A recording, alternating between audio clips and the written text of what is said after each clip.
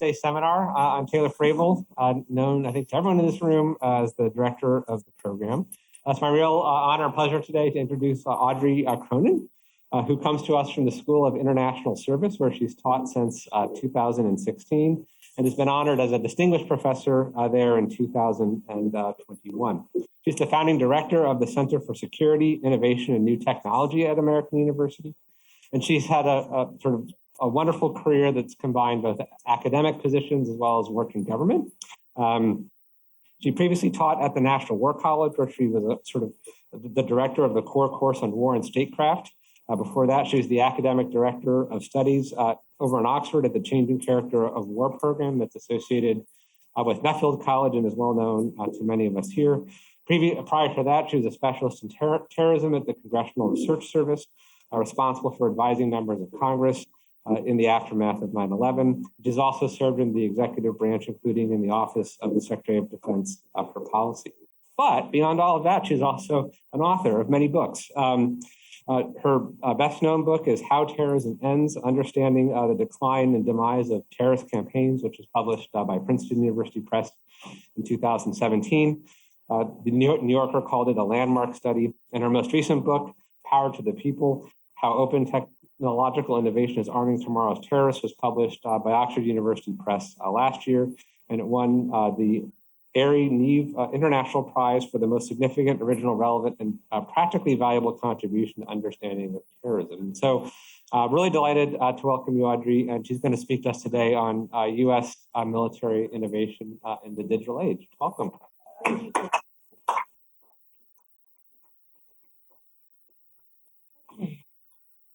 Thank you. I'm going to take this off. Speaking through a diaper. Right. I guess I need my notes. You know, this is the first time I will have spoken in person. It's a little bit of feedback. All right. In a long time. And, you know, I haven't been to Cambridge in a while. So I thought, why not? It's so beautiful this time of year.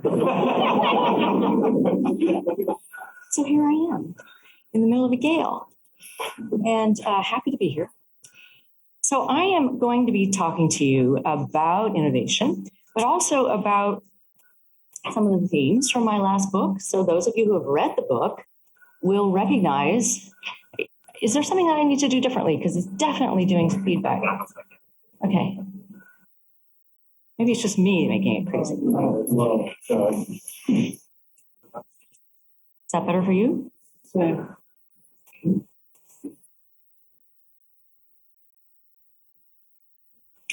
How's that? Great. I think that's a lot better. Okay. It's still a little feedback, but yeah. I don't know why, because I don't think I have anything on.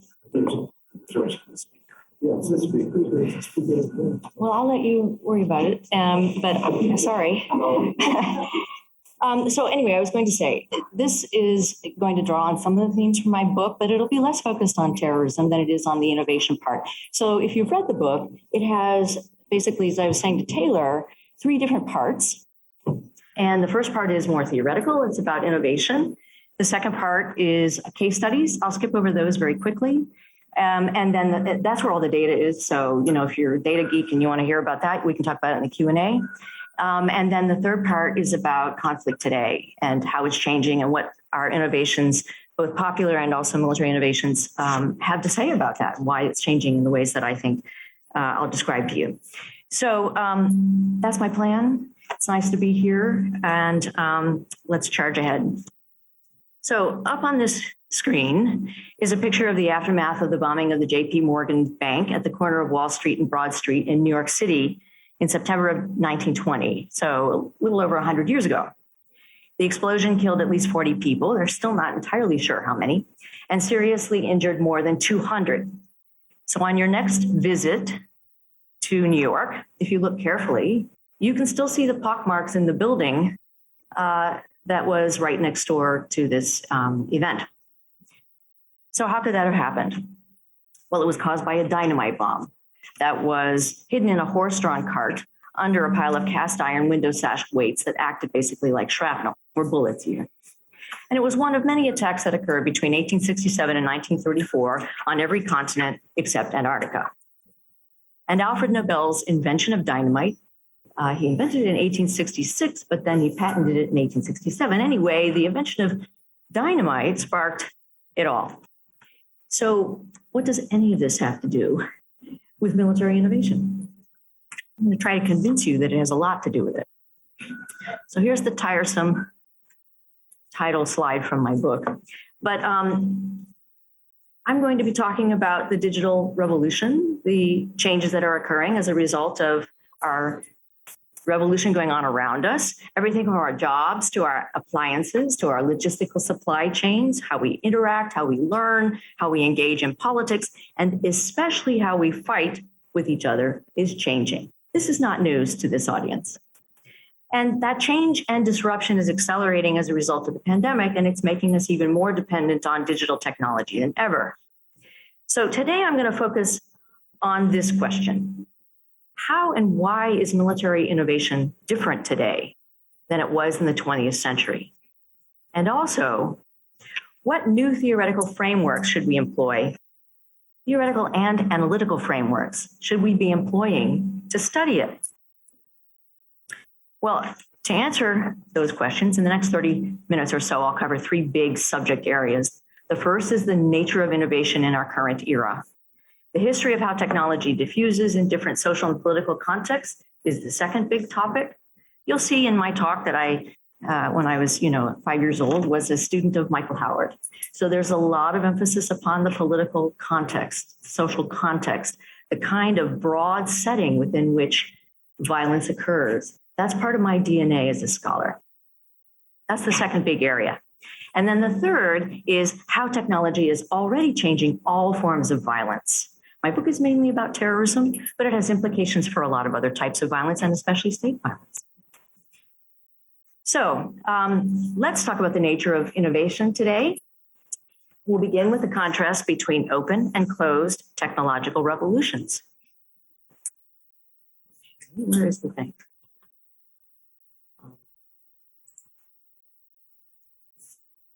You have my slides? Can you advance them? There we go. Okay, a closed technological revolution is what we had during the 20th century with the concentrating of state power and the dawning of the nuclear age. In closed technological revolutions, military or scientific elites limit the availability of new technologies like nuclear weapons and battleships, satellites, jet fighters, or radar. These things are expensive, rare, difficult to build. They require high capital investments. And these technologies also require high levels of expertise, and they're carefully protected by things like security classifications or copyrights. They're supported by long-term government programs with deep capital investment. We speak of proliferation of these weapons, and we use phrases like dual use, meaning that they have both civilian and military uses. And that's the model of military technology that dominated throughout the last century. The United States, with the help of the Brits and the Germans, dominated military technological innovation. There was control over it. Over time, costs rose as major military systems, so think of the F-22 or the Arleigh Burke destroyer or the Trident II ICBM. These things are upgraded to reduce risk, protect sunk costs, and maintain technological leadership in known capabilities. This is the model of military technological development and innovation that dominated during the 20th century. And the iconic image, of course, would be Albert Einstein or J. Robert Oppenheimer working away in a secret lab with a small team of scientists developing the nuclear bomb. That's the iconic, the extreme image. Then we opened Pandora's box. At the end of the 20th century, the United States consciously shifted from closed technological development to open development, spurred by post-Cold War euphoria about a US-dominated new world order. Now, maybe that was inevitable. For example, a key element in the decision to go toward commercial development was the cost of microelectronics that was sharply declining, and DoD simply couldn't buy enough of them to shape the market around its own needs. But still, the result was dramatic. Virtually all of the major technological changes that we're experiencing today first happened during the 1950s, 60s, 70s, and 80s, and then they were shared in the 1990s. So you know the examples. ARPANET became the internet, tax dollars developed the GPS system, NASA and the US Air Force drove development of microprocessors, Google built their search engine with a grant from the National Science Foundation. Virtually all of the major components of your smartphone come from US government-funded programs, including the microchips, touchscreens, even voice-activated systems like Siri and Alexa. Now, that's not to take away from innovations that have happened in Silicon Valley or Boston, Bill Gates's parents' garage, or Mark Zuckerberg's dorm room at Harvard. But as the US government consciously funded and shared these basic technologies, and then as a result, what we have now, 30 years later, is the maturing of an open technological revolution that started 30 years ago. In an open technological revolution, there's popular access to advanced lethal technologies. You don't have to be a nuclear scientist to use them. You don't even have to fully understand them, because digital platforms are consciously designed to help people experiment. Individuals and private groups are free to buy, use, distribute these technologies, and also to invent new purposes for them, new forms of them, new surprise combinations of them. And they spread through commercial processes. They can be accessed, bought, sold, used, combined, and changed. In this kind of revolution, a much broader range of people is involved. There are four kinds of users: professionals, professional consumers or prosumers, hobbyists, and regular consumers, way beyond just military and civilian. I think the concept of dual use has outlived its usability. Instead of proliferating like nuclear, chemical, or biological weapons, these technologies diffuse like telegraphs, railroads, radios, or automobiles did. And that changes the equation of who can use new tools. It has an impact on the cause and frequency of conflict beyond what happens on a battlefield, or perhaps before what happens on a battlefield. Mind you, we still have to focus on technologies that elites are building, like the artificial intelligence arms race between the United States and China, and nuclear weapons. That's the high end. Nothing that I'm saying changes that. We still have old technologies. But we also need to consider lower end revolutionary technologies that are causing broader societal change. They're affecting patterns of conflict, especially in things that are familiar to us, like terrorism, insurgency, mass shooting incidents, these things that happen regularly that we see. But also, they're changing the patterns of state violence as they're shaping up before us. They're having an impact because they're altering human behavior. The challenges presented by nuclear weapons are therefore joined by the instability of lethal applications that are emerging in surprise settings. Historical periods of open and closed technological innovation have different dynamics, and they need new and different strategic analyses, terms, and modes of practice. So looking through the history of warfare, watersheds have resulted from a shift in who can use new weapons and show up to fight, not just from which side has the most technologically advanced or more powerful means. And then oftentimes what happens is that rapid technological advancement occurs after a major war begins.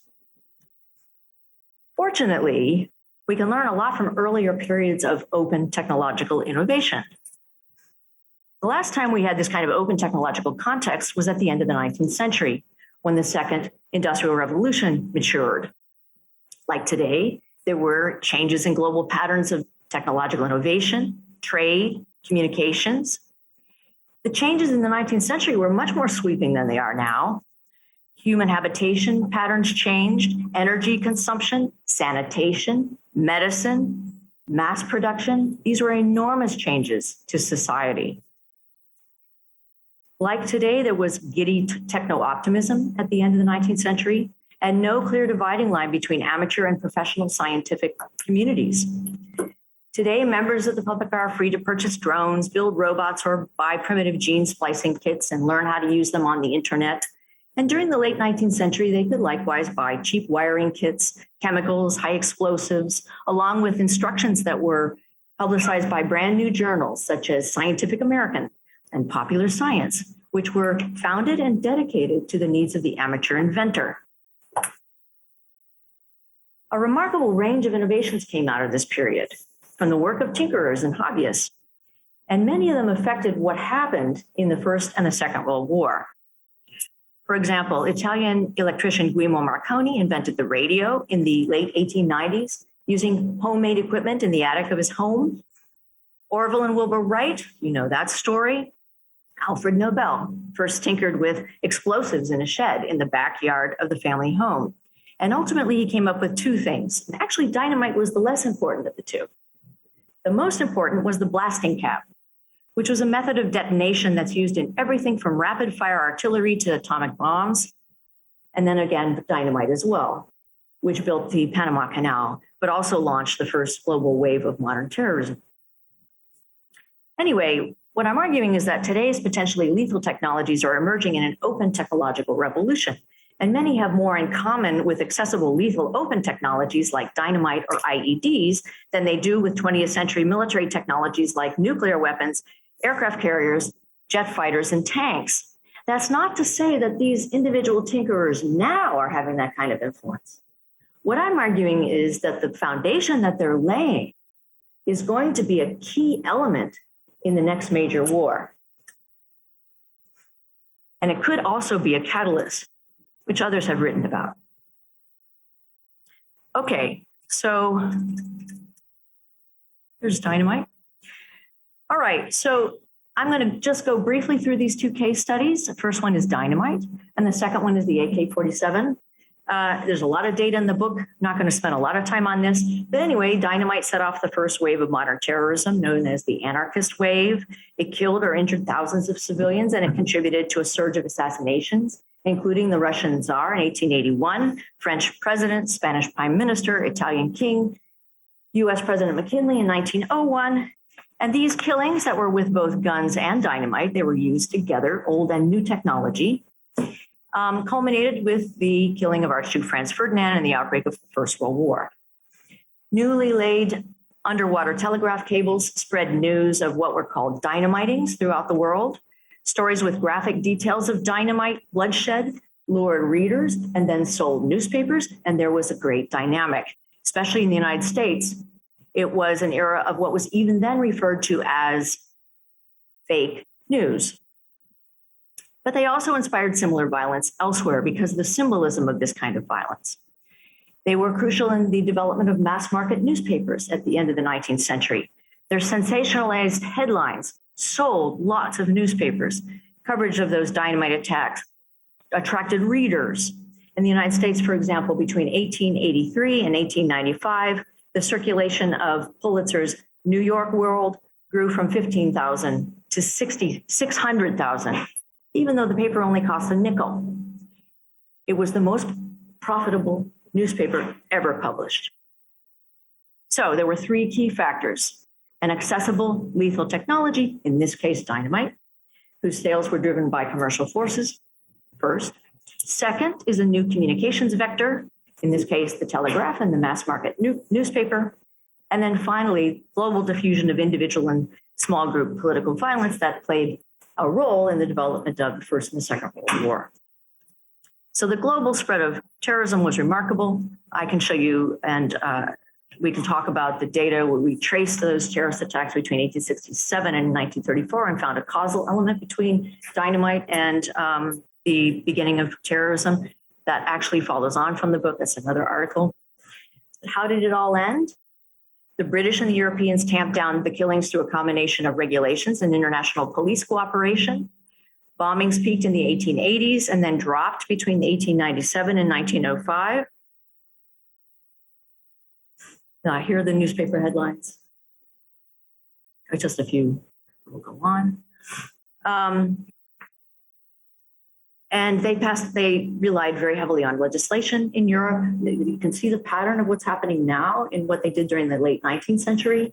There was national legislation against criminal use of explosives in Britain, France, Germany, Austria, Italy, and other European countries. They also developed very elaborate regulation regimes.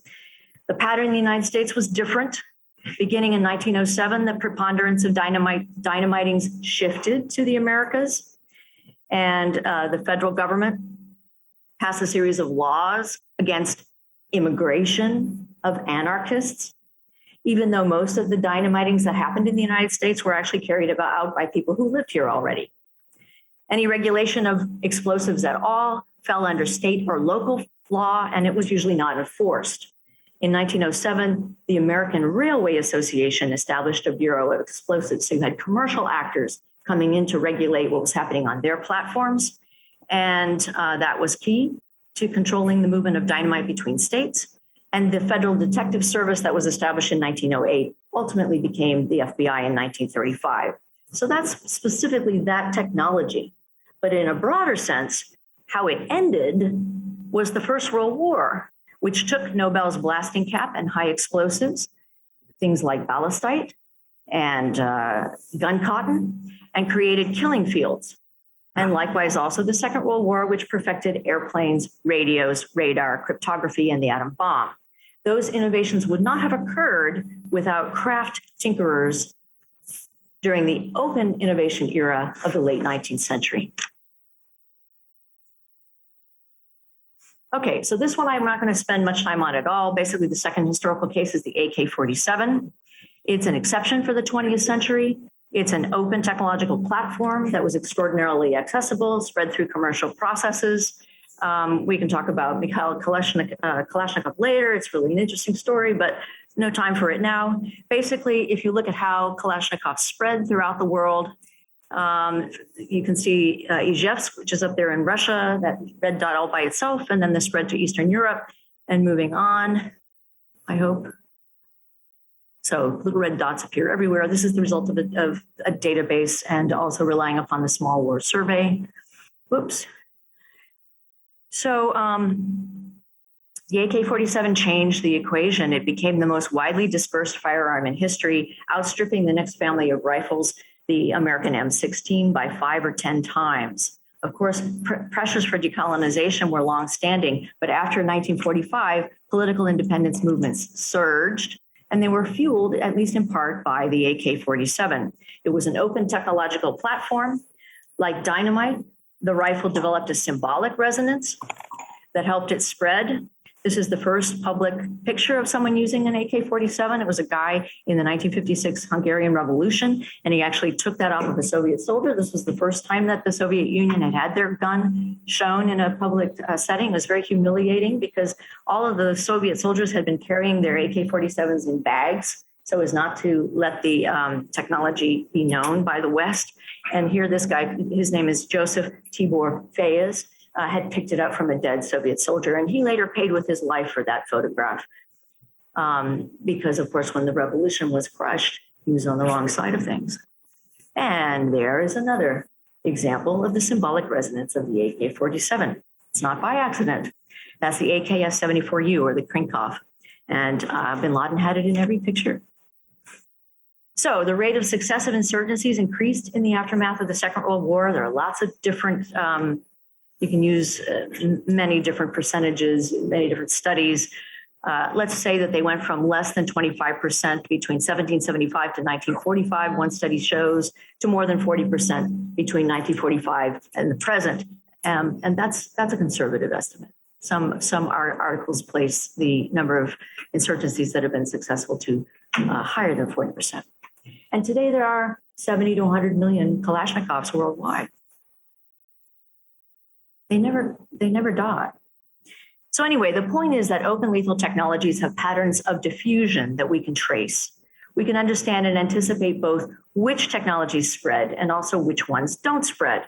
And they're driven by commercial processes. So here is a quick review of many of the characteristics that are important. But to sum up, open technological innovation of potentially lethal technologies through commercial processes changes violence and war, just as it does every other element of human lives. And we can anticipate which technologies are most likely to diffuse through commercial processes. So that brings me to the final part of the talk. What's going on? Now, how is violence changing now? How do we think it will change in the future? And I'm going to speak about the themes that I see. Open innovation and diffusion of new technologies is driving changes in global violence across three key functions. How people mobilize for violence. This is the one everybody knows about, right? Because everybody's doing all that research on social media. There's all kinds of work in this part. And this is the most established of the three. But the second is how they project power, or what the military call reach. And then finally, how they integrate complex systems. So we'll begin with open innovation of mobilization. It's not unusual to use communications to recruit or train people when it comes to non-state violence. In the 19th century, the anarchists published pamphlets with detailed instruction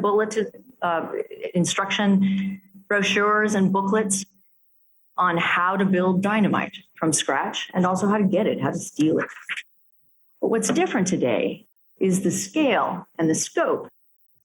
So I'm not saying that this is all unprecedented, not by any means. In fact, what's really cool about what's happening now is we have a lot of historical precedents to look at. We just have to understand how much more quickly and how the scale and the scope are different today. Everyone has powerful computers in their pockets. There's mass interactivity, robotic replication of messages, live streaming of attacks, high quality first-person filmmaking that makes anyone a television producer. So for example, Al-Shabaab, the first jihadist group to live tweet an operation on the Westgate shopping mall in Nairobi, Kenya. They reached an audience in 2013. They reached an audience of millions. And of course, they were a demonstration project for other non-state groups. Radicalization is also easier and faster. It used to take people at least 18 months to be radicalized.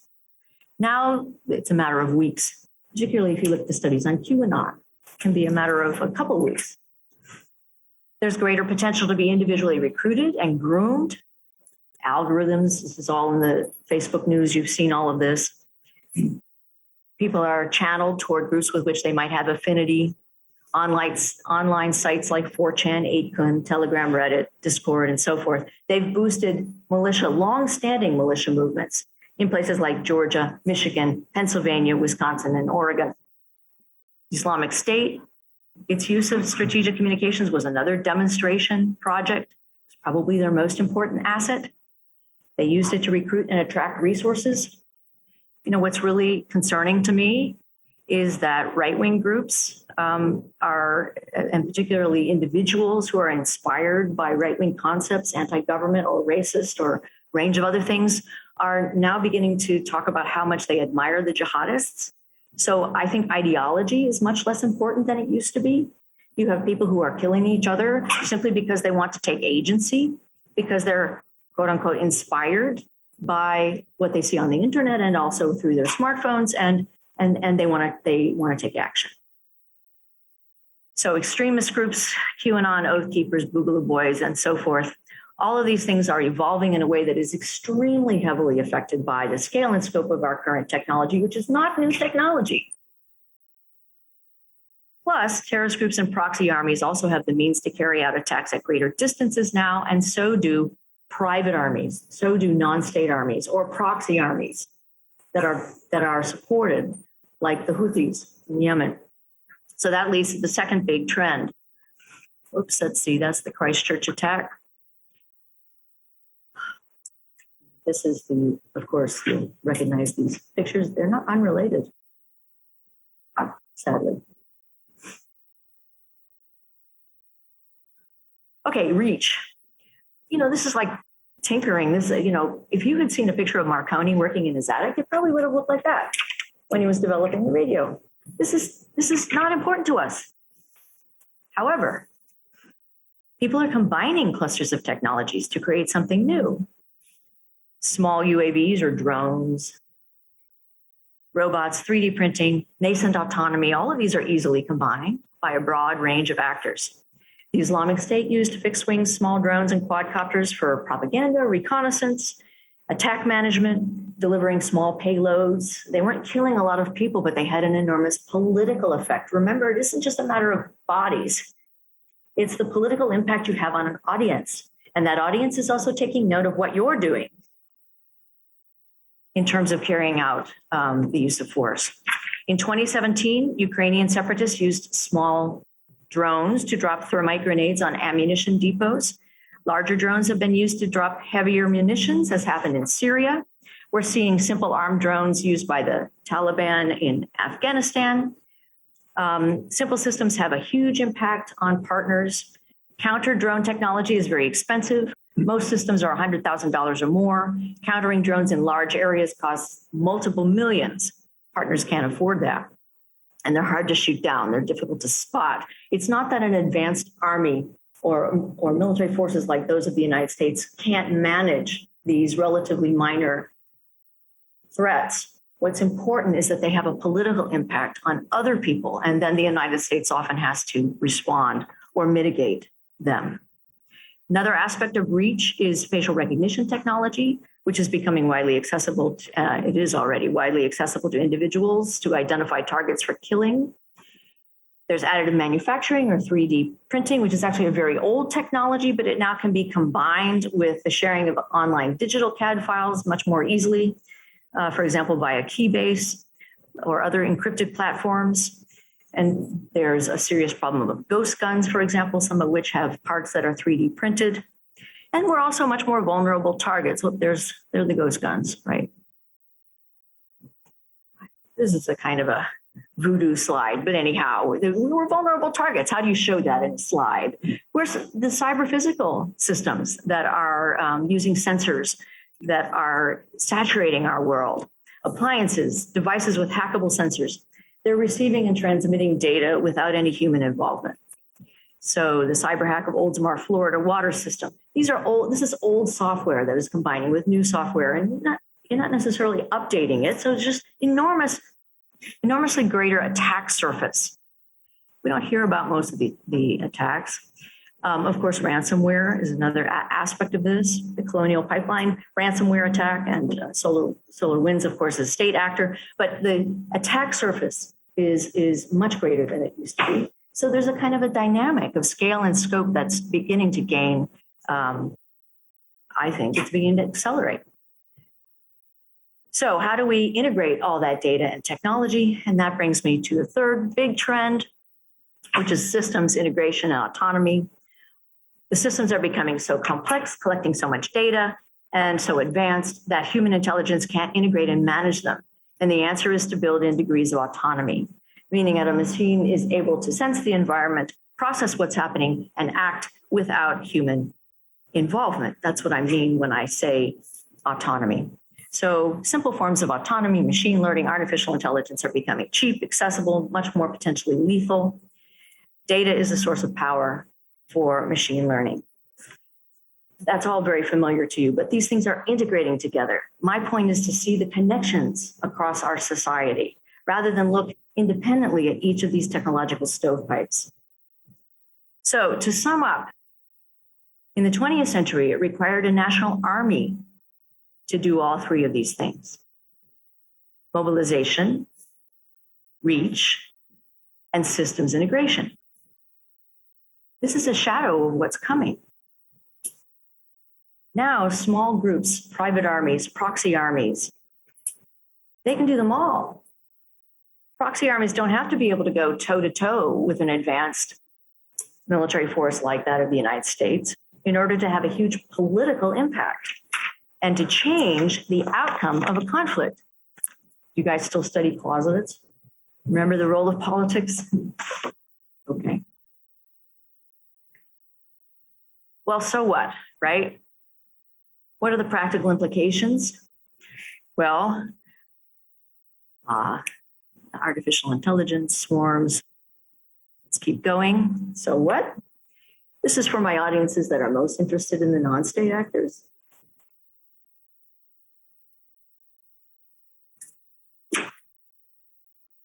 Terrorists, jihadists, right-wing groups, left-wing groups, and so forth. Here are the implications of what they can now do, looking at violence from the bottom up. But I'm also interested in looking at violence with respect to state uses of force, because I think we're being very foolish when we divide the two things and we see states as somehow in a different realm. This is all one context. Many people believe that military technological innovation drives war. That's a 20th century framework, particularly very notable in the First World War, the Second World War. The revolution in military affairs draws entirely from that kind of argument, the Brodies and the look at technology as if it were a linear development throughout history. The third offset strategy that you may have heard about, that's totally out of the 20th century. If we're in the third offset strategy, we're looking at another state actor and moving around to try to offset the advantage of the other state or states. Precision guided munitions, networked operations, these are the wrong framework, I think, for understanding what the next war is going to look like, particularly how it's going to start, because I believe that there will be tremendously fast technological innovation in the context of that war, just as there was in the First World War and then in the Second World War, which in technological terms are really part of the same. Private companies like Microsoft, Alphabet, Amazon, Facebook, Alibaba, they're driving conflict now. The next big thing in warfare will be a bunch of little things that are used by ordinary people in new ways.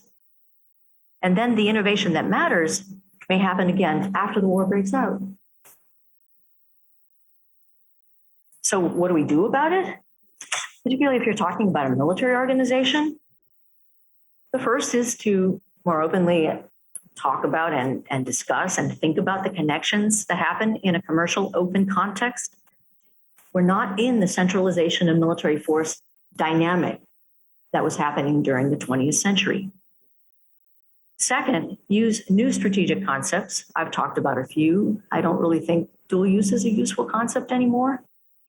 Use concepts that reflect the role of ordinary people and how society itself is changing politically, economically, and in other ways, sociologically.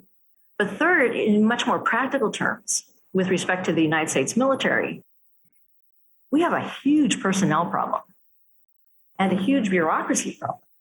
I mean, the Pentagon is run as if it were still 1960. We are unable to connect across bureaucratic stovepipes. It's not an agile organization, and it's not agilely developing weapons. The kinds of personnel in the late 19th century that made the changes that were crucial to the next war, the Nobels, the Marconis, the Wright brothers, they're not joining the military. And oftentimes they don't want to work for the military, although that depends. It's easy to simply generalize about all of the technology companies, and they're not all the same. Some are more oriented toward being involved in their nation state, particularly the Chinese companies. Others are much more globalist or techno-optimist. But if you think about someone like a Mark Zuckerberg or Elon Musk, that's not the integration of potentially military technology with our nation state armies. So just to sum up once again, we have to build security into the development phase of new technologies and develop countermeasures toward the downside risks of products that are already in use. We have to be more aware of how they're being used with respect to lethal force, and not just in our stovepipes of terrorism, insurgency, private armies, and then, states are all separate. This means a mix of public regulations, global agreements, voluntary restraints by the private sector, similar to what happened at the end of the 19th century. Very different in Europe than it was in the United States, if you'll recall. The United States always goes for a much more sort of libertarian approach, if you will. It's different yet again when it comes to other parts of the world, India, China. We can't eliminate the downside risks of the impact of digital technologies on the future of military innovation, but we can recognize them. We can reduce and we can be more agile in responding to them. The widespread ability to mobilize, project power, and integrate systems is already weakening democratic states from within. And I believe that it could set off the next interstate war in devastating ways. So looking at these broad themes across state and non-state within their historical context, I hope you'll agree, is a more promising way to try to hold off the potential for a global systemic war. So I'm ready for your questions. Great, thank you so much.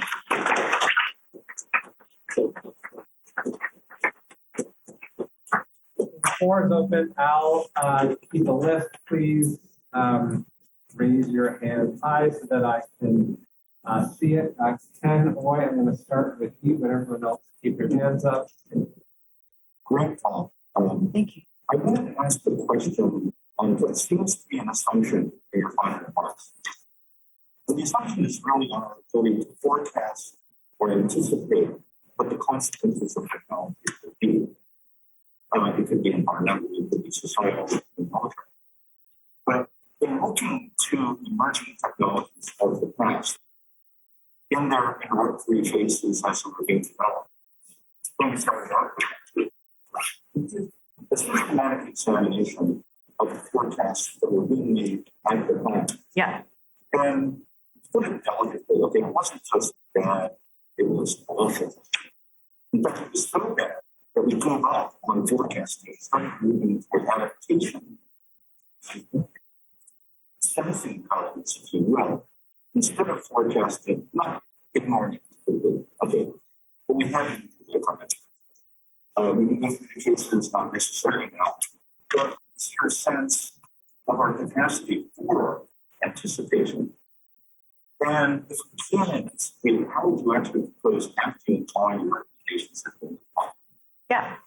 So I agree with you that forecasting is not a promising vocation, promising activity. I don't know if you've read Laurie Friedman's latest book about the future of war. I love that book. So that's, I was trained in England. That's the tradition I was trained in. So I agree with you that it's not a matter of making clear, sharp forecasts from this point where you are with this technology, especially by people that are not intimately involved in developing the technology. So I would answer your question in two ways. You answered it yourself well, because I think that resilience in understanding what is going on around you and adapting and being able to have a series of different choices rather than getting stuck in one particular way of developing is an important way to respond. But the second thing I would say is that even throughout history, you can see those that are most closely developing, most closely involved with the invention of major technologies, they usually do have a pretty good sense of what can happen with those technologies, or at least they have a better sense than your average future of war forecaster, right? So, I mean, to look at the example that I was using, Alfred Nobel, why do you think we have the Nobel Prize? Because he knew. And in fact, his girlfriend was Bertha von Suttner, who was the most important member of the leader of the peace movement in Europe during the late 19th century. So those who develop the technologies can see oftentimes the downsides and the likely dangers of them. But those are not things that they're going to be eager to share. So I would say resilience, anticipation, adjustment, especially resilient organizations, which we definitely do not have in the United States military. That's a huge glaring problem. And then working more closely with those that are developing technologies and making sure that they understand that they have a responsibility. It is not just a matter of developing the technology and then, I think I'll make my millions and walk away. They have a responsibility for the downsides of those technologies that they already recognize. And I don't think we're doing a good enough job at ensuring that the downsides are accepted and discussed by those who develop the technologies. Thanks. Suzanne Freedom. Hi. I'm sorry, one quick reminder to everyone in the room just to speak up and project as much as possible for our speakers. And then to anyone on the Zoom, please raise your Zoom hand as well. Suzanne, over to you. Okay, well, we'll see how I fare with projection. Let me know if you can't hear me. Thank you for a really interesting talk. I think you laid out the threat really clearly and the weaknesses to the approach and dealing with it so far. But how would you actually get people who are these new tinkerers to join the Department of Defense? And how would you go about changing the Pentagon, moving it away from what you're calling sort of a 1960s management style? I don't mean sort of what would you change? I mean, how would you go about the process of changing? Yeah. So there are some deeply entrenched processes and forms that seem a little difficult to overcome. Have you worked in the Pentagon? No. Okay. Well, I have. Yeah, you're right. So the military promotion system and how you move through a military career is very little different from the mid-19th century. So even let's go earlier than 1960s, right? Let's go before McNamara, and let's talk about the structure of our nation state military. It's absolutely the wrong kind of structure if what you want is to draw in people who feel that they're going to build a good career. So this has been talked about for decades, trying to find ways that people can move in and out, either of military service or of civilian service with the military. Either way, it doesn't matter if you're talking about in uniform or not. We have a little bit more flexibility with the defense, the DIU, but the basic structure of who does well in the military is absolutely at odds with what we need in order to have the most innovative military officers. You need to have people who are able to go and work in Silicon Valley for a couple of years, perhaps, and know what it is to have a startup and know what it is to develop something new and then to bring it, to implement it. So that's the first thing. I would change the military career structure. It's all about chits too. It's very temporary. So you're moving from one station to another. You have to do certain things or you're not going to be promotable. You have to have certain jobs, depending on which part of the services you're talking about. It's different from service to service, but the basic structure is the same. So that's the first thing. Secondly, right now we have an enormous problem getting talent into the armed forces, into the Pentagon, but also other parts of the Department of Defense. Now, why is that? Well, the first thing is, have you noticed how few people who are political appointees have actually been confirmed? So we have a problem that is also to some degree the responsibility of Congress, but it's also to some degree the problem that is the reflection of the polarization within our society. So I think that we should have far fewer confirmable positions, more positions that are appointable,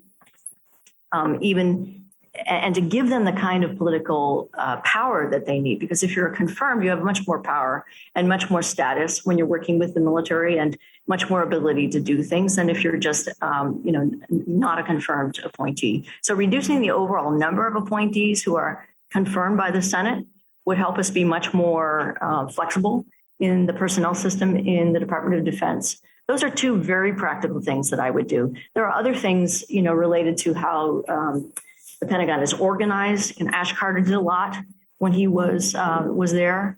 But much of what he did has been either, it didn't fare well in the next administration. So I think we need to go back in that direction. But anyway, those are some practical ideas. Steve and Everett. You mentioned at the end of your talk, scenarios for big power war stemming from the dynamics about life. Could you say more about that? Could you give us a scenario or two pretty quickly? Sure. Well, we've already seen some state wars that arise as a result of the use of technologies and non-state actors. All of the so-called gray zone conflicts are early episodes of state-to-state use of violence through proxies. So you've got Yemen, you've got Ukraine, you've got the South China Sea is a little bit different, but there are hotspots already where you have proxy actors on behalf of different major states, where at any time there could be a war between the two states themselves. But if you're talking about a major state war, like the First World War, then I see it happening in a catalytic way. Similar to what happened with Franz Ferdinand, Steve. You've written about this. Franz Ferdinand, the killing of Archduke Franz Ferdinand was unimportant. And yet, because of the structure of the international system at that time, it was the catalyst, it was the spark that led to the unraveling and the tremendous bloodshed and the millions of people that were killed in the First World War. So what I see right now is a similar kind of dynamic. This isn't news to you or to anyone here, but a similar kind of dynamic between the United States and China, where there could be a relatively minor episode, be it in the South China Sea or over Taiwan, more likely, where you have a proxy actor and you can't attribute who exactly carried out an attack, and the other side attributes it to its enemy, and then you have the same kind of dynamic that develops. So that would be the broad description. I mean, there are a lot of specific scenarios that we could sketch out, but that's how I would see it happening. I don't recognize you with the mask on, with the purple sweater. Hi, my name is Samara. I had a question about this binary that you created with the open and closed revolution. Can you hear me? Sorry. Not very well. I think you said open and closed technological revolutions, and that I knew. Okay, great. So I was wondering your opinion. When you've created the open and closed revolutions, does that change which actors have agency? And by that I mean, when you have nuclear weapons, for example, then the government has primary agency in controlling what happens next. And there's been a lot of, bilateral high organizational changes. Do you think then that open revolutions require more of a grassroots response, not just getting people into militaries, but using ground networks to create those barriers and to create policies and to create responses to that? Yeah, no, absolutely. You put your finger on it, really. I mean, it does take agency away from governments. So that's the other side of the question of the person who's sitting behind you. Is it Suzanne, I think? But anyway, yeah. So you're right. It gives agency to commercial actors, much more agency. And that's why it's related to the answer to Professor Oi's question, because if you don't have those actors aware of what the source of their power is and the degree to which they're actually responsible for questions of war and peace, rather than just profit and loss, you're going to have the outcome that is the worst of all possible worlds, which is a major systemic war that is set off by commercial actors that are not being responsible about their own technologies. So yeah, it does change agency. It's a very big concern. Did you have a two-finger on this? I did, yeah, it's related to this. Your one finger? They happen to be the same, but they're very similar. I brought On the same hand. Yes. I love it when the two-finger overlaps. It doesn't. It's all against the list. My name is Nick. I'm a third receiver of the SSP program. And my question actually is about agency. And what I would love to hear more about was I appreciated your comments at the end. We can't scope the state out of this analysis. So what I'm wondering is, are you observing additional variation in which states are more or less likely to be affected by the shift from a closed to an open revolution? And are we seeing this mirrored both for state actors, for non-state actors, and the nuclear fights? What made you think that these things were connected? And that I'm thinking about work by John Hyman's and Alfred Brown-Hegheimer on how certain authoritarian regimes are more or less able to nurture crash programs. And I'm thinking, are there things that states can do, such as say China's extremely competitive innovation environment, right, that can potentially have effects that impact who is able to use this diffused technology more or less effectively? Yeah, that's the $50 million question, right? So much depends upon which types of technology companies you're talking about. There are a lot of people who worry about the fact that China technology companies are so much more nationally oriented, and China is able to develop, and has developed tremendously complex and I would say suffocating examples of surveillance states that they're beginning to export to other countries. They certainly have more control over platforms within their own country. That doesn't necessarily mean that they have better innovation. So there's no question that in the short term, the United States and Western democracies are suffering more. But I think that in the longer term, the fact that you've got greater ability for creative thinking and innovation is going to serve them better. But that much depends on decisions that will be made in the next 5 years, I would say. And those decisions are not just going to be made by the states, they're going to be made by companies like Microsoft.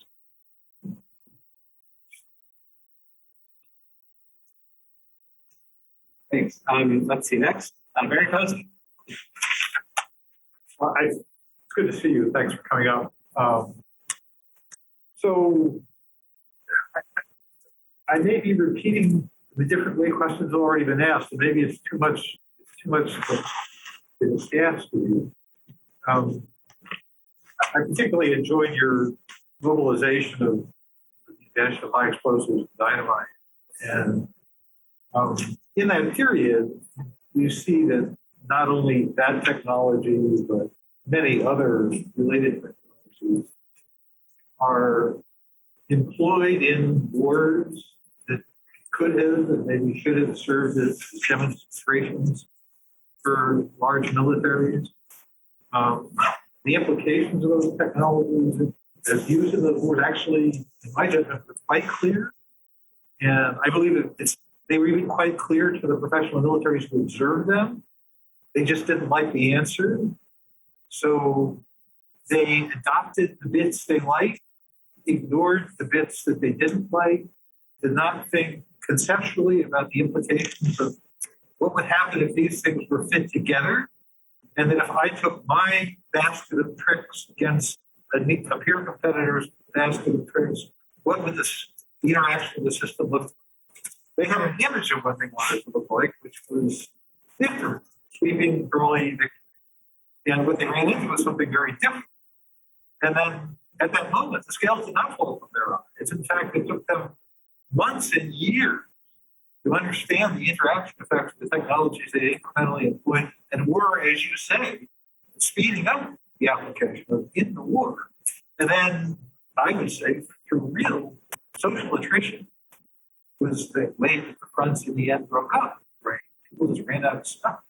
So sorry to give the whole speech, but I've been sort of looking into this period again for my purposes. Dynamite particularly. You might like my book, Barry. Yeah, I'm sure I'll love it. So, but this is a long way around to the question that I think you've been asked. Do you have at this point a conceptual framework that integrates some of this in terms of in terms of professional standing great power military? Obviously, you started with an interest in something else that led you to these insights, and that's all great. We all reach our insights in different ways. But now you're sort of trying to mobilize these insights to talk to a somewhat different audience about a somewhat different problem. I'm just curious, in your own mind, do you feel like you're 30% of the way to understanding what you think the implications are for large modern militaries, or 60% or 10%? And it wouldn't matter if it's 5% because it's a very hard thing to do. I'm just trying to push you a little farther on what's your image of what they're going to encounter when they try and crash into each other with the bits and pieces of these innovations they've adapted, but the apparent lack of a larger conceptual framework about what it all means. Yeah. So I understand exactly what you're asking. And I'm not going to give you as satisfying an answer as you're going to want, Barry, because that's the next book. Yeah, that's good. I'm happy to listen. So this book started from the bottom up with the terrorism and the non-state actor. The next book is underway. I'd say I feel 40%. I have work to do. So I'm not going to give you all the answers now because I haven't formulated all of them in my own mind. But that is what I'm struggling with. Moving from, I agree with you. The Civil War, it was all there. The Russo-Japanese War, the Franco-Prussian War. We drilled that stuff into us in Oxford. So yes, I know. And why didn't they see what was happening and adjust before the First World War? Well, the truth of the matter is they didn't. And part of it was the answers to the questions that the other questioners in the back of the room asked me. It's about military organizations and culture and resistance. But I think one of the things that is new and different compared to the 19th century is the degree to which we have commercial actors that are not just powerful, not just like the railroads and the telegraph that changed the world, but they're actually controlling a new space, which is digital space. So to what degree is digital space now something that is unprecedented and has to be looked at in terms of the role of commercial actors policing digital space. I mean, Microsoft, if you're looking at the newspaper, they're the ones who have responded to SolarWinds. And they're now, their crisis centers has been responding to things that we used to have our military respond to, threats to individual actors and civilians in our own country. So these are all pieces of the framework which I have developed, but which I don't really want to share with you today. But I'll come back if you want me to. And if you can promise me better weather. Just kidding. We will invite you in early September, but that's part of the technology that we need to have. Weather modification technologies. Well, climate change, yeah, I mean, I haven't gone there, but I like, is anybody here writing something brilliant about climate change? I hope so. Yay. Raymond Wong. Hi, thanks for a great talk. Definitely lots to think about. I guess one of my questions is already sort of asked by somebody else, so I'm just going to shorten my questions to one.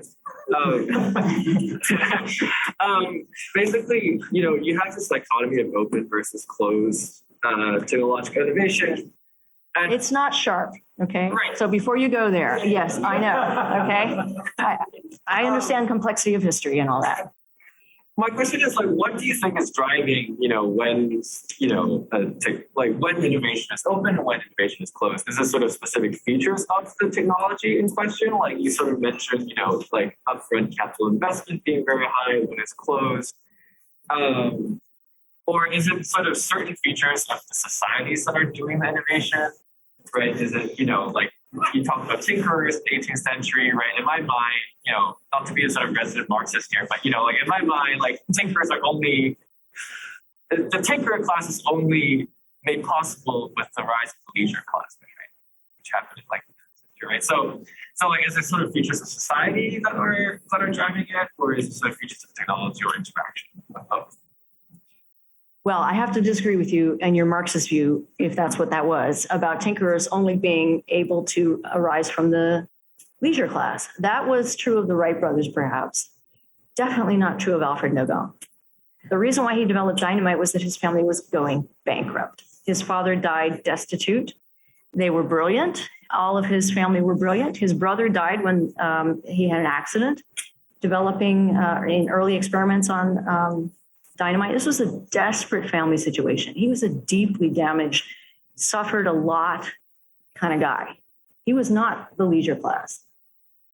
In fact, if you read more about him, which I'm not suggesting you need to, but he's an interesting person. And he never really could relate to other people because he had so much trauma in his early life. So he was not a member. He got rich, of course, but one of the reasons why he drove the commercial processes of selling dynamite so ruthlessly against a lot of other folks that were developing high explosives as the decades went by was that he was so afraid of that kind of poverty again. At least that's how I read it. So tinkerers are not the result of, in my view, the leisure class. I think we have a lot of tinkerers now who are desperate to accomplish something. We have a lot of violence that's being carried out by people who have lost their jobs or who are spending much more time online. I mean, I study terrorists and right-wing extremists in my part of my time, and they are definitely not. Most of those folks that are engaged are at the highest, I would say, middle class, and probably a lot of people who have suffered a lot as a result, and perhaps lower class. So I don't know, perhaps it's the fact that I grew up living part of my life early on in the American embassy in Moscow during the Soviet days, that I'm not real keen on the Marxist view of the world. Still, I take your point. I just don't agree with it. The second thing is, though, what has led to this circumstance? The first thing that led to it was conscious policy decisions. The United States, particularly in about 1993, I would say that was the key watershed year under the Clinton administration, made very conscious decisions to release access to a lot of the technologies that we use today.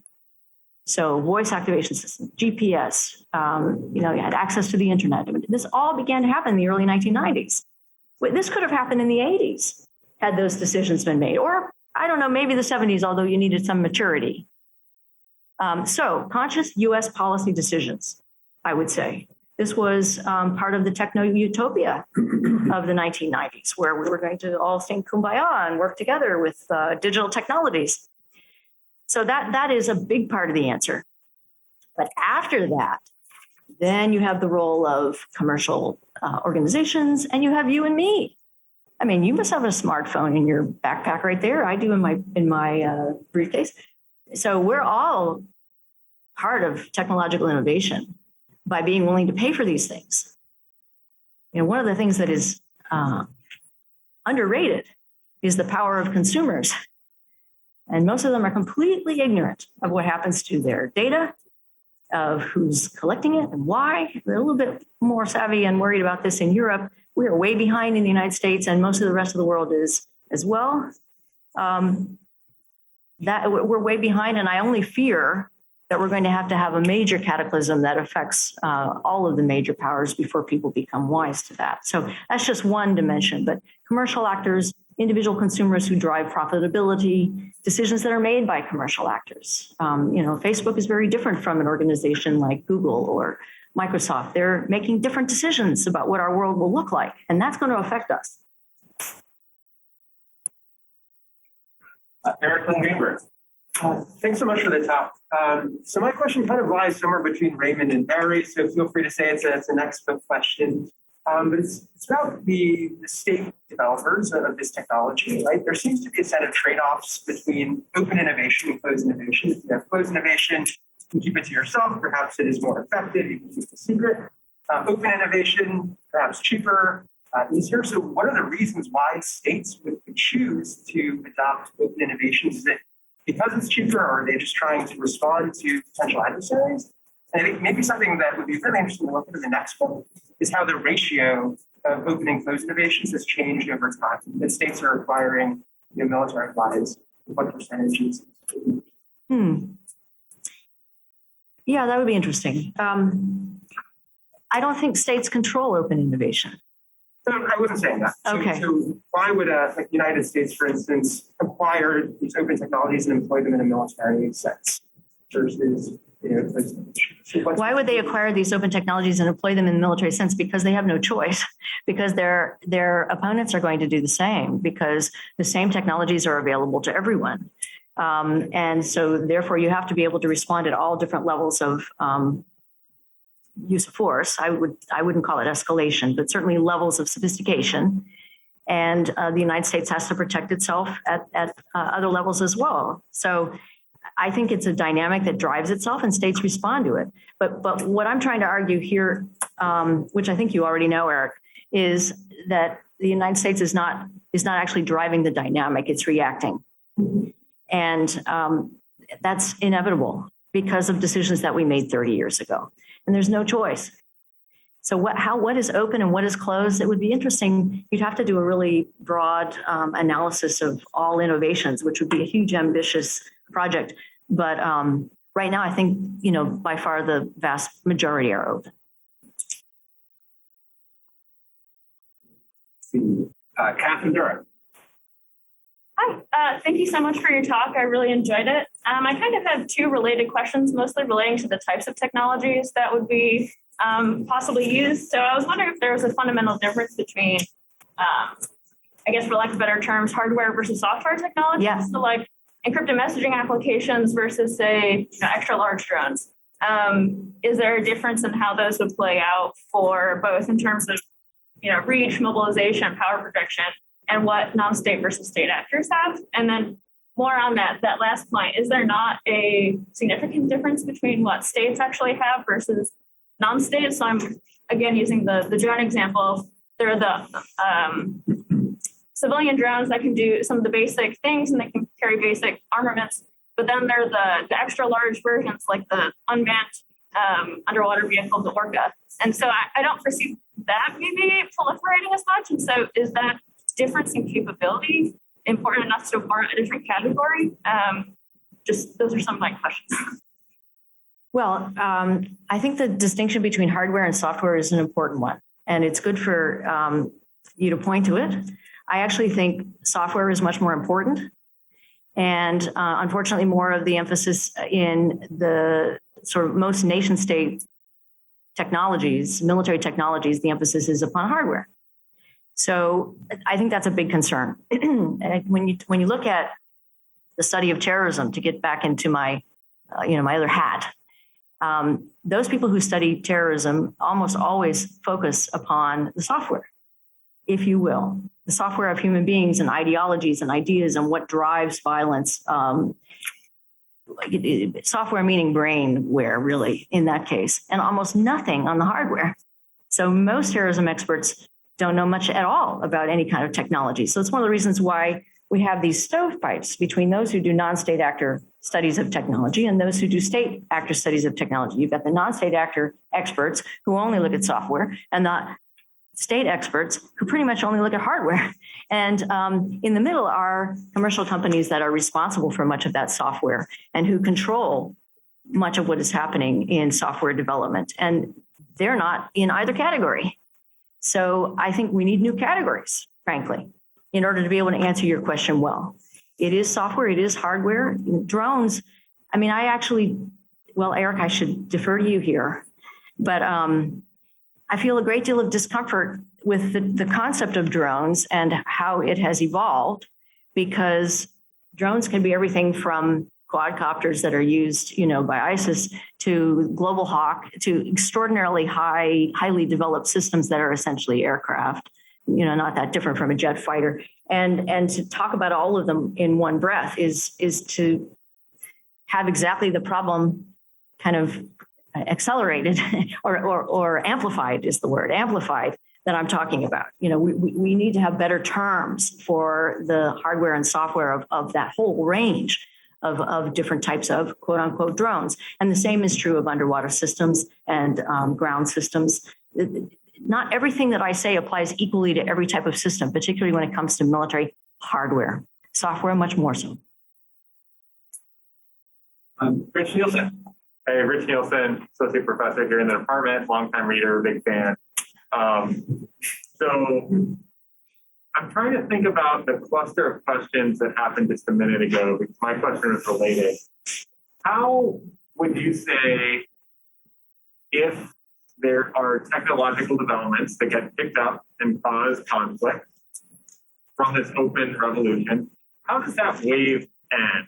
What is your theory about the end of the 19th century stuff say about how this wave would end, or does it end? So I sense, but I don't want to put words in your mouth, is that tinkering didn't really stop. It's that the introduction of nuclear weapons and some other technologies really shifted where states put their theories of how winning and fighting a war would go. And then there was a lot of innovation in that direction that it kind of stagnated. And so then open source kind of innovation became more viable for like pushing forward what actors trying to commit violence could do. And so then the growth industry was there again in the, introducing violence. Is there room for a similar like snapback where there's more technological innovation that lends itself to kind of closed source systems? Or are we just in a perpetual, like, the open source is good because we like smartphones, so we just have to manage this in perpetuity? Maybe my question is not clear because I'm trying to connect a bunch of nascent thoughts in my head that you. Well, I may not answer it the way you want me to, because I'm not 100% sure what the heart of your question is. So you can come back after I say this. But look, open craft-based military innovation throughout, I would say, the last 1,000 years is far more common than is the kind of closed system innovation that we had in the 20th century. So in a sense, what I'm pointing to is not news. It's more, let's open our minds and think more broadly. So if you look at between, the 12th and the 15th century, the infantry revolution, if you want to call it that, it has nothing to do with technology, or at least only indirectly. That was open innovation. Everybody points to the crossbow. I think that's overstated, but you can also, it's been debunked. But anyhow, you can look at innovation in the 15th century, late 14th, 15th century.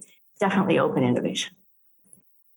So, you know, if this were a talk that was all about the history of military innovation that goes way back, I would have to give you a lot more historical perspective than I gave you. And I would say that what we're experiencing, or we experienced in the 20th century, was anomalous. Okay, yeah, that's a number really fun.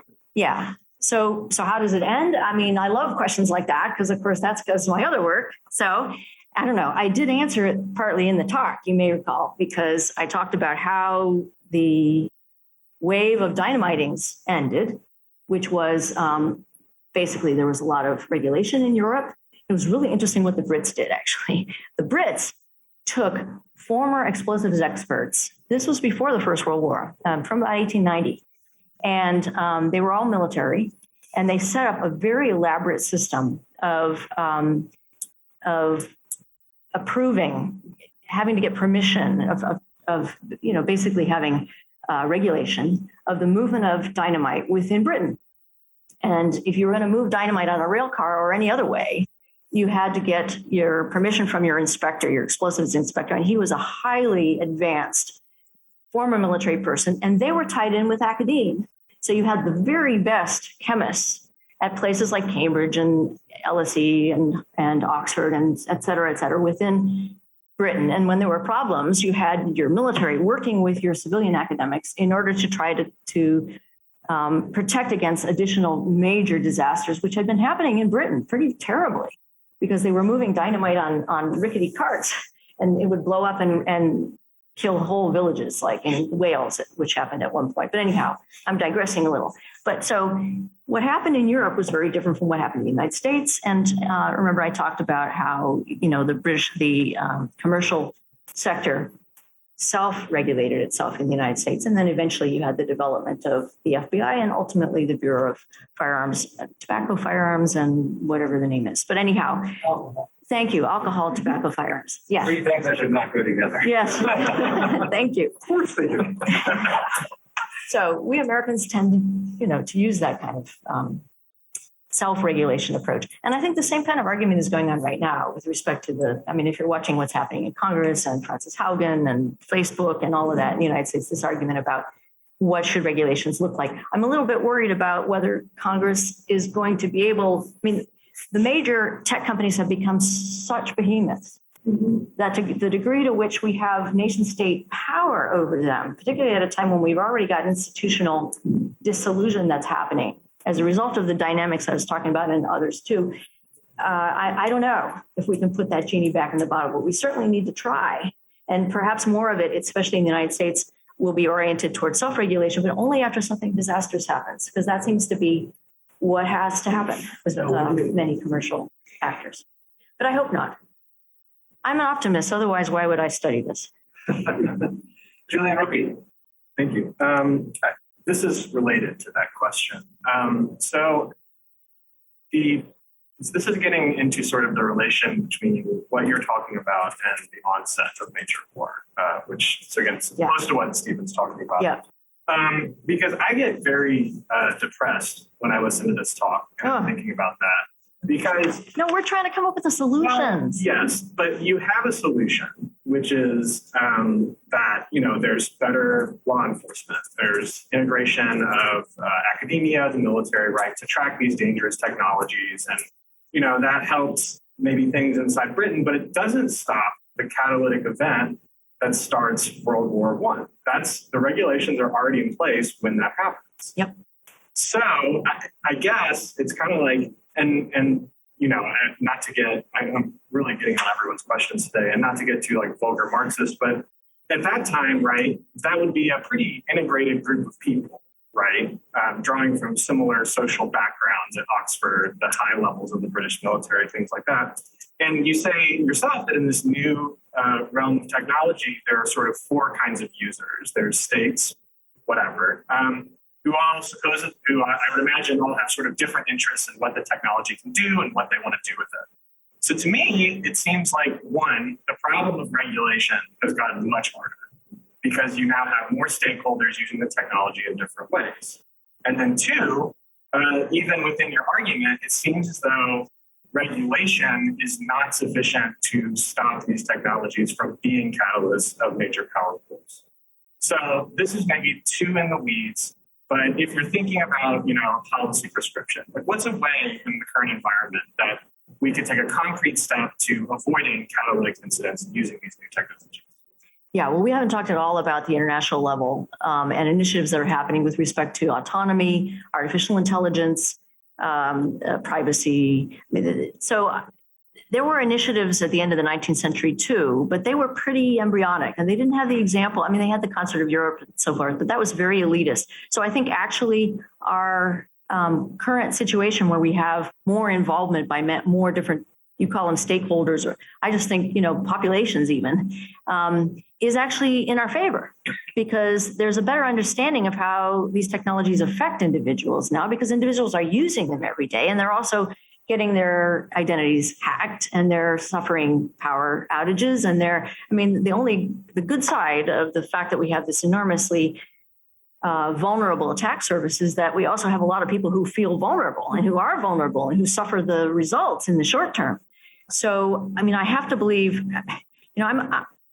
I'm not a Panglossian person by nature, but I do believe that international cooperation, and I don't think arms control is quite the right framing, but trying to move toward greater understanding and awareness and even education, consumer education, and more international cooperation that reaches beyond Europe and also includes actors like India and China and many other parts of the world, I think could actually be more powerful than simply, looking at what was happening in Europe, which didn't include the United States. It didn't include the rest of the world. And the Europeans, basically slaughtered each other. So it's possible that there could be cooler heads that prevail that are outside of what was essentially an elitist system then.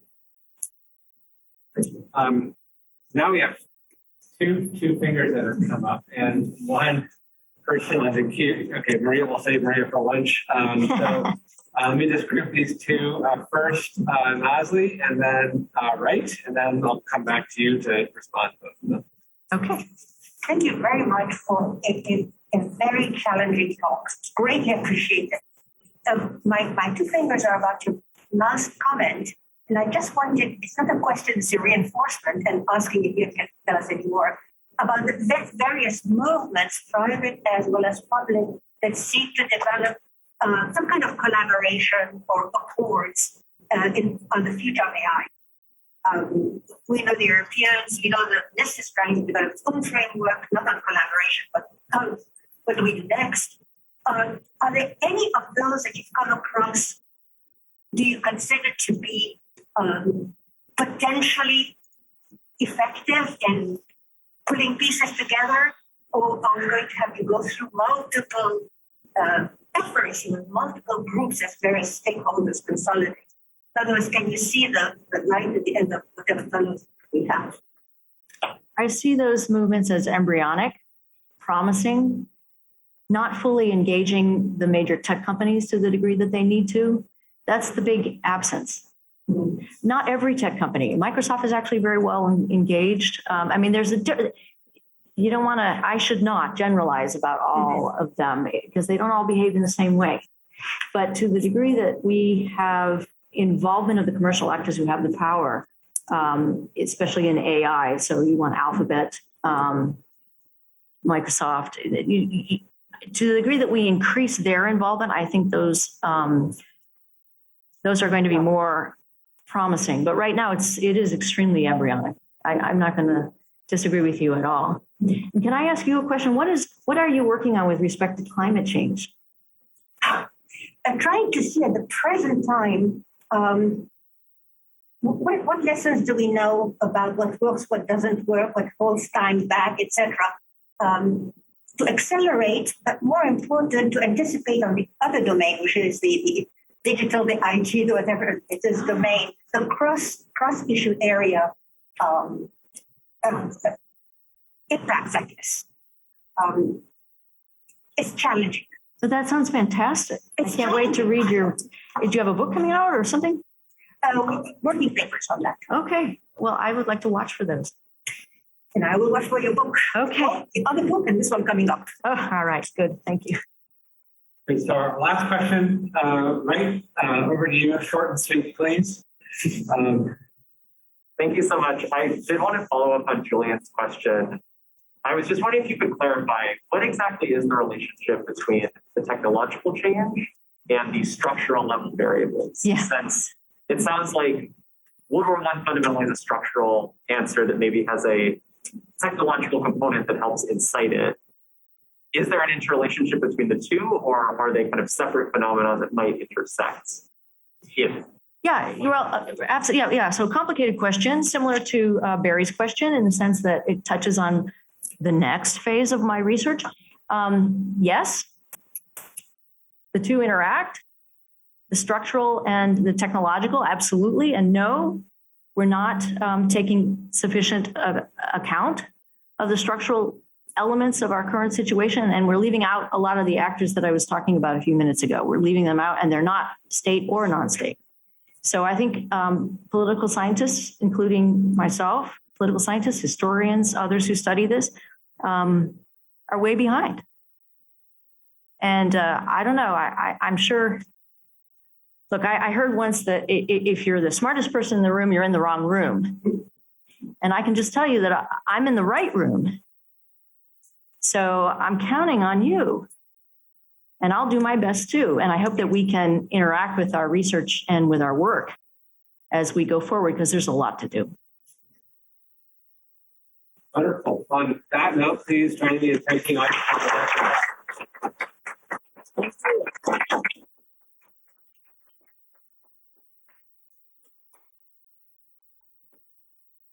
Put this back on.